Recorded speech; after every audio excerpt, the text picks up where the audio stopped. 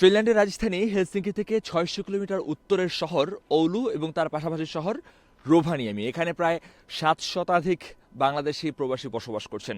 এদের বেশিরভাগই শিক্ষার্থী, কারণ এখানে বিভিন্ন ইউনিভার্সিটিতে তারা পড়াশোনা করেন।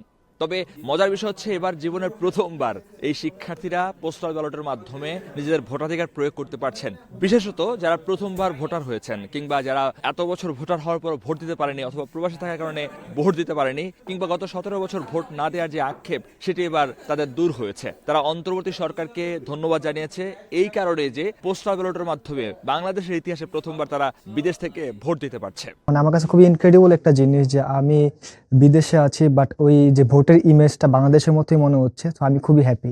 এর মাধ্যমে আমরা নতুন সরকার কে আসবে, কে আমাদের পরবর্তী সরকার পরিচালনা করবে, আমরা একটা গঠনমূলক এবং সুষ্ঠু মতামত জানাতে পারছি। প্রবাসী বাংলাদেশিদের ভিতরে ভোট নিয়ে খুবই একটা আনন্দ ঘন পরিবেশ লক্ষ্য করা যাচ্ছে, কারণ প্রথমবারের মতো তারা বিদেশের মাটি থেকে বাংলাদেশের নির্বাচনে অংশগ্রহণ করতে পারছে। এখানকার কমিউনিটি খুবই ছোট, দু একটি সংগঠন এখানে পরিচালিত হয়। এই সংগঠনগুলোর মাধ্যমে তারা এখানে প্রচারণা চালিয়েছে এবং মানুষের মধ্যে রেজিস্ট্রেশন থেকে শুরু করে পোস্টাল ব্যালটে ভোট দান পর্যন্ত সমগ্র প্রক্রিয়া তারা সহায়তা করেছে।